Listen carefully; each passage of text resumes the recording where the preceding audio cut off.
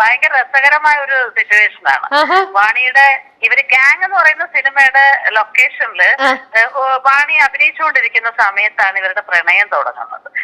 പ്രണയം തുടങ്ങുമല്ല, അവർ തമ്മിൽ പരിചയപ്പെടുന്നത് അവിടെ വെച്ചാണ്. പരിചയപ്പെട്ട് അവിടെ ഒരു ഫൈറ്റ് സീൻ എടുത്തോണ്ടിരിക്കുന്ന സമയത്ത് വാണിയുടെ കാലില് ഒരു ലൈറ്റ് വീണു. വലിയൊരു ആക്സിഡന്റ് പറ്റി. അവിടുന്ന് ബാബുവാണ് നായകൻ പൊക്കിയെടുത്ത് ഹോസ്പിറ്റലിലൊക്കെ കൊണ്ടുപോയി ആളെ നന്നായിട്ട് കെയർ ചെയ്തു. വാണിയെ നന്നായിയൊക്കെ ശുശ്രൂഷിക്കുകയൊക്കെ ചെയ്തു ഹോസ്പിറ്റലിലൊക്കെ. അപ്പോ ആ ഒരു കെയർ ഒക്കെ കണ്ടപ്പോ ഒരു ഇഷ്ടം, ഒരു പ്രണയം എന്ന് പറയാൻ പറ്റൂല, ഒരു ഇഷ്ടമൊക്കെ തോന്നിയിട്ടുണ്ടാവും.